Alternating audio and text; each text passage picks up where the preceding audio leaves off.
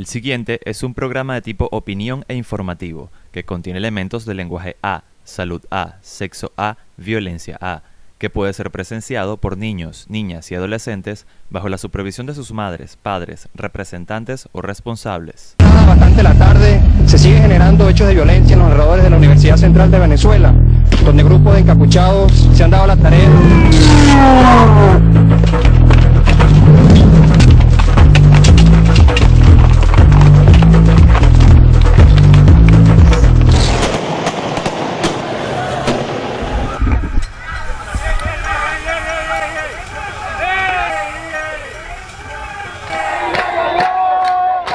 Durante los últimos años, los índices de protestas en Venezuela han crecido exponencialmente. El país pasó de tener un promedio de 400 protestas al año en la década de los 70 a 4.116 en el primer trimestre del 2014. Al comparar los motivos que llevaban a la calle a las fuerzas sociales de las generaciones pasadas y el movimiento estudiantil y la sociedad civil de estos años, las similitudes saltan a la vista. Los derechos sociales como vivienda y servicios básicos han sido menester en todas las acciones tomadas por los grupos políticos de ayer y hoy. Si bien las causas se han mantenido, tanto la naturaleza de la protesta como la agresividad de la respuesta de las fuerzas del orden han cambiado sustancialmente. Es así como la historia ha reportado casos de brutalidad policial contra los manifestantes, pero cada vez se vuelve más peligroso ejercer y reclamar los derechos. Así pues, 1989 fue el año donde más personas sufrieron detenciones arbitrarias por protestar durante el gobierno de Carlos Andrés Pérez. Sin embargo, esta cifra se triplicó durante el primer año de mandato de Nicolás Maduro. Eso, sin contar las decenas de casos denunciados de torturas y malos tratos. Si cada año la cifra de protestas y acciones de calle sigue creciendo, ¿es realmente la represión violenta la mejor forma de cesar el descontento popular?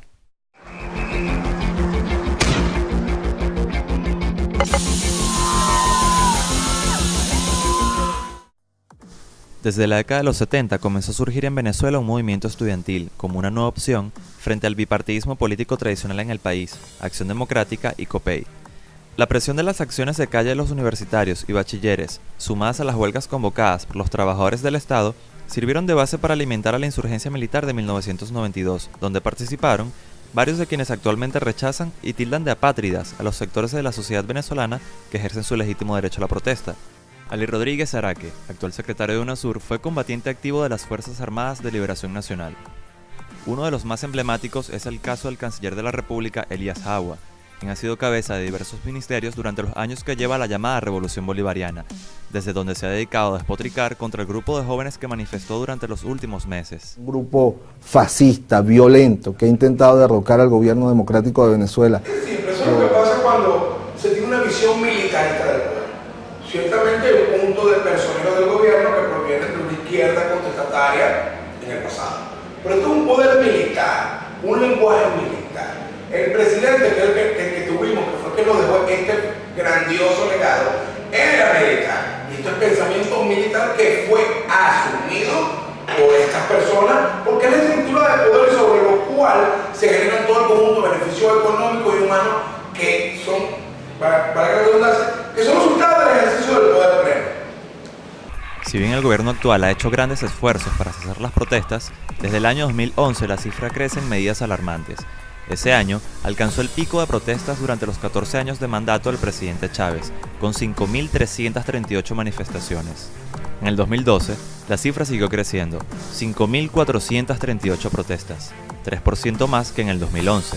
Para el 2013, se registraron 4.410 manifestaciones. Solamente en el primer trimestre del 2014 se registraron 4.116 protestas, es decir, 3.483 más que en el mismo periodo del 2013, representando un incremento del 550%. Todos los gobiernos de América Latina en donde la institucionalidad democrática es débil, lamentablemente, su sueño sería que la gente, los ciudadanos, no protestaran las ineficacias, las ineficiencias, las contradicciones, las corrupciones del gobierno de turno. Derecho que no se exige es un derecho que se pierde, y es por eso que es importante, seguir entendiendo la necesidad que tenemos de demostrar por las vías que nosotros bien entendamos la necesidad de que el Estado dé respuesta a las demandas de la ciudadanía, ¿no? Si bien estas cifras son alarmantes, Más lo son las denuncias de represión y malos tratos por parte de las fuerzas gubernamentales a los manifestantes durante las protestas del 2014. Más de 3.000 jóvenes detenidos y cientos de manifestantes heridos son una clara muestra de la represión sin límites aplicada por el gobierno nacional. Nuestros hijos quieren futuro, Señor. Es injusto que él en este momento esté entubado por unos sanguinarios que solo fueron a cazar carne. Los cuerpos de seguridad del Estado han actuado apegados a la Constitución, al respeto humano.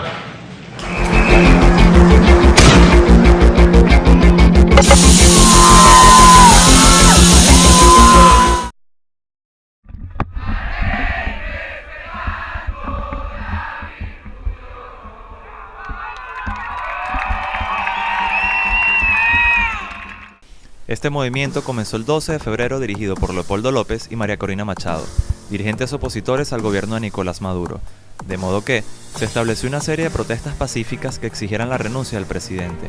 No vamos a descansar hasta que en Venezuela exista democracia y libertad. No obstante, se vieron atacadas no solo por los cuerpos del orden público, sino también por los grupos armados, conocidos como los colectivos.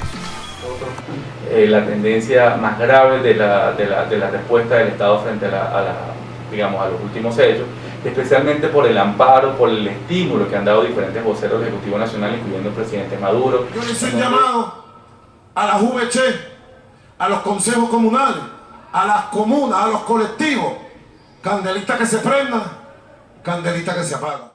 Como datos relevantes, vale mencionar que 31% de las protestas de estos meses fueron agredidas por grupos armados paramilitares, según cifras ofrecidas por la ONG Provea. Esto, sumado a una represión brutal de parte del Estado, deja un total de 42 fallecidos. Personas que salen a manifestar, así sea dentro del marco de la protesta pacífica, terminan siendo detenidos.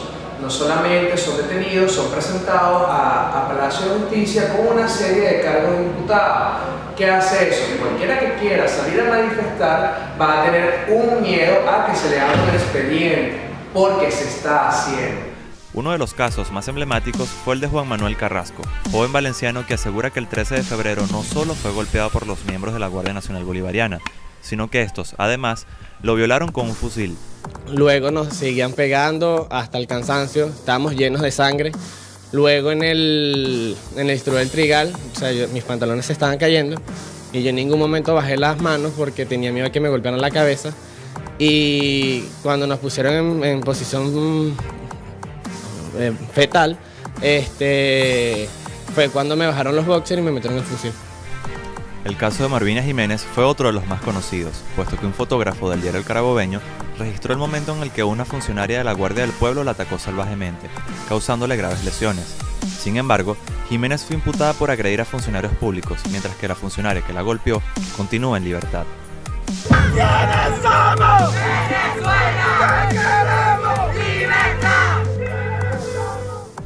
Uno de los puntos álgidos de la represión fue el desalojo de las carpas en la zona este de Caracas, que dejó 243 detenidos. Desde las 3 a.m. del 8 de mayo, cientos de efectivos de la Guardia Nacional Bolivariana fuertemente armados desocuparon 4 campamentos, destrozando además los bienes de los campistas.